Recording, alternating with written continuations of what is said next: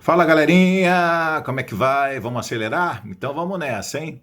Vamos falar sobre o contexto esportivo, né? E a janela de desenvolvimento de 2026. Estou gravando aqui para vocês porque o YouTube ainda não liberou, tá?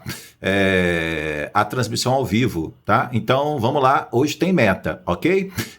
Meta de mais de 50 inscritos, então se inscreva aí, vai logo se inscrevendo para a gente poder falar muito sobre Fórmula 1 e você acompanhar todos os detalhes do GP de Miami 2026, ok? O Campeonato Mundial de Fórmula 1 da FIA de 2026 está apresentando um ecossistema desportivo e tecnológico sem precedentes, caracterizado por uma revolução regulatória que alterou drasticamente o design dos chassis, né? Dos carros e arquitetura das unidades de potência híbridas.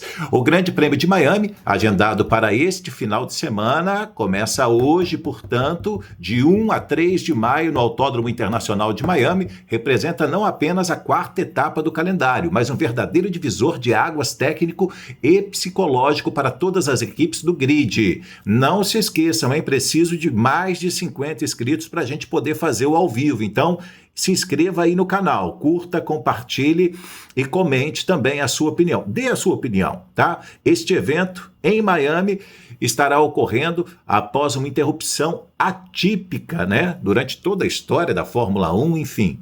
E não planejada de 5 semanas do campeonato, um hiato de primavera forçado pelo cancelamento dos grandes prêmios do Bahrein e também da Arábia Saudita em virtude de tensões geopolíticas no Oriente Médio. Todo mundo sabe, né? O que está acontecendo entre as guerras, né? Entre Estados Unidos e Irã, né? Estreito de Hormuz, enfim, fechado, né?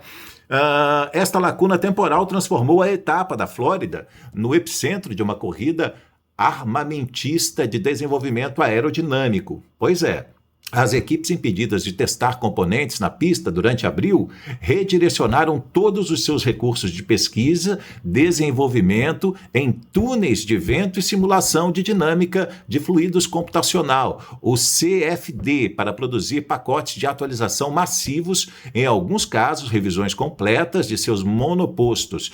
Consequentemente, o nosso canal do YouTube, @SPEplay Fórmula 1 220 volts, deve abordar a transmissão a partir de agora, né, às 12 horas, não apenas como a cobertura de uma corrida, mas como uma análise de uma nova fase do campeonato, onde a ordem de forças estabelecidas nas 3 primeiras corridas, Austrália, China e Japão, pode ser subvertida radicalmente.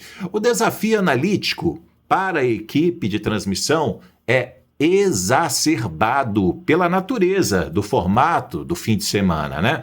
O Grande Prêmio de Miami opera sob o formato sprint, o que significa que os engenheiros e pilotos terão apenas uma sessão, gente, uma sessão de treinos livres, o TL1, hoje, sexta-feira, pela manhã, antes de os carros entrarem em regime de parque fechado para a qualificação da sprint. Então já houve, né? Hoje, sexta-feira pela manhã, o TL1. Tentar compreender o comportamento de pacotes aerodinâmicos inteiramente novos com apenas 60 minutos de tempo de pista constitui um risco formidável de erro de configuração em setups, né? Um ponto de narrativa que deve permear toda a cobertura pré-corrida do canal. E não teremos só a cobertura pré-corrida, teremos também a cobertura pós-corrida, aqui no nosso canal SPE Play. Então fiquem ligados, porque nós estaremos falando tudo sobre a pós-corrida, pós-treino, pós-classificação, pós-sprint e pós-corrida principal, tá? As condições meteorológicas em Miami adicionarão uma camada extrema de complexidade ao evento, né? A previsão indica que hoje, sexta-feira e o sábado serão dias de muito calor opressivo e condições rigorosamente secas, com a temperatura ambiente atingindo os 34 graus e a temperatura do asfalto escalando para espantosos, atenção, hein? Atenção, 56,8 graus. Gente, é muito, muito, muito calor mesmo. Este calor asfixiante submeterá as novas configurações dos side pods, né? E sistemas de refrigeração das unidades de potência, um teste de resistência crítico ao extremo, além de acelerar drasticamente a degradação térmica dos compostos de pneus traseiros da Pirelli. Para o domingo, o dia da corrida principal, a dinâmica atmosfera sofre uma alteração dramática. A previsão aponta uma queda na temperatura máxima para 28 graus centígrados. É um céu, né, parcialmente nublado, introduzindo uma probabilidade de 40% de percepção pluvial. Tempestades locais de final de tarde, características de península da Flórida, podem atingir o circuito no meio da corrida. Olha só, hein? Obrigando as equipes a tomarem decisões de transição de pneus secos para intermediários ou até mesmo de chuva. Isso mesmo, chuva e extrema, em frações de segundos, criando um ambiente perfeito para uma transmissão de reação watch-along de alta voltagem emocional. É isso, galerinha.